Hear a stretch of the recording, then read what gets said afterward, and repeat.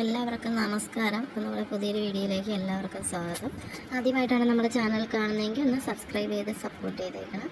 ഇന്ന് നമ്മൾ നോക്കുന്നത് സഡാക്കൊക്കെ ഉണ്ടാക്കുന്നത് എങ്ങനെയാണെന്നാണ്. ഒരു A4 ഷീറ്റ് പേപ്പറോ ക്രാഫ്റ്റ് പേപ്പറോ നിങ്ങൾ ഏത് പേപ്പറാണോ ഉണ്ടാക്കുന്നത് അതെടുത്ത് നമ്മൾ ബോട്ട് ഉണ്ടാക്കൂലേ അതുപോലെ ത്രികോണാകൃതിയിലാക്കി സ്ക്വയർ ഷേപ്പിൽ വെട്ടിയെടുക്കുക. ബാക്കി പോർഷൻ നമ്മൾ കട്ട് ചെയ്തങ്ങ് കളയുക. അതിൻ്റെ രണ്ടറ്റവും ഒരുപോലെ തന്നെ മുട്ടി നിൽക്കണം, എന്നാലേ കൊക്കുണ്ടാക്കുമ്പോൾ നല്ല കറക്റ്റ് പെർഫെക്ഷൻ കിട്ടുള്ളൂ. എന്നിട്ട് അതിനത് ഈ വീഡിയോയിൽ കാണുന്നത് പോലെ ഒന്നും കൂടെ ഇതുപോലെ നമ്മൾ മടക്കി കൊടുക്കണം.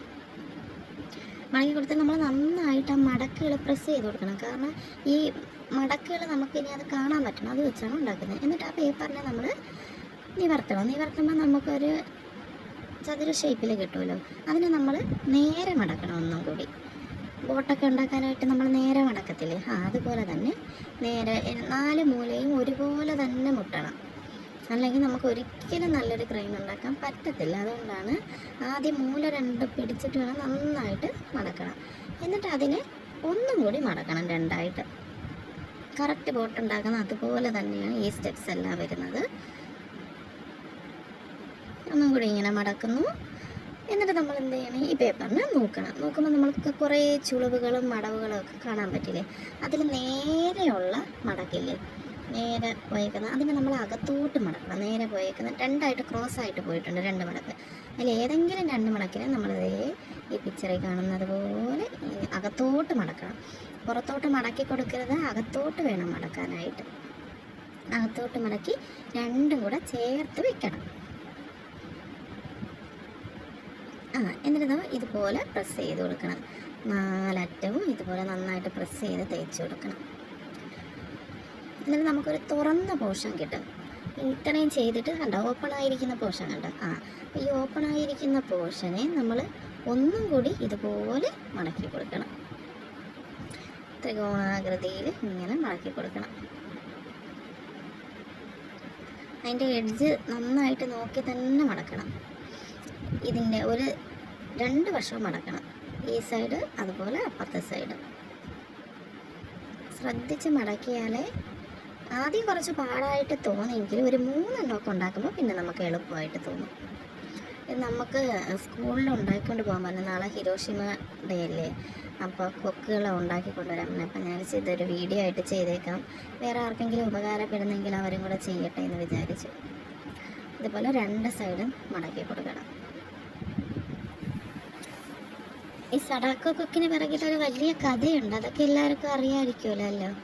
സഡാക്കോ സുസുക്കി എന്ന് പറയുന്ന ഒരു കുട്ടിയുടെ ഓർമ്മയ്ക്കായിട്ടാണ് നമ്മൾ ഈ സഡാക്കോ കൊക്കുകൾ ഉണ്ടാക്കുന്നത്.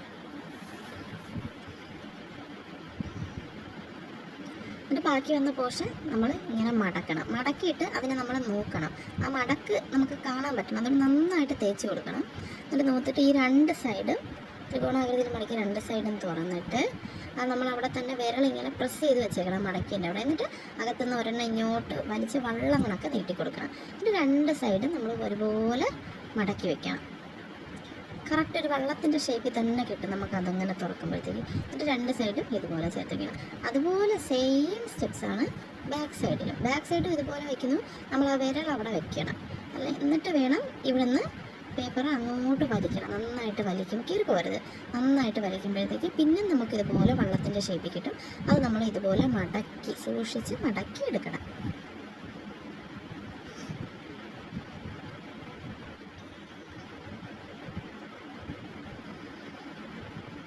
സഡാക്കോ സുസുക്കിക്ക് 1000 കൊക്കിനെ ഉണ്ടാക്കാൻ പറ്റിയില്ല. ഒരു 644 തോന്നുന്നു, അത്രയും കണ്ടേ ഉണ്ടാക്കാൻ പറ്റുള്ളൂ. അപ്പോഴേക്കും ആ കുട്ടി മരണമടഞ്ഞു.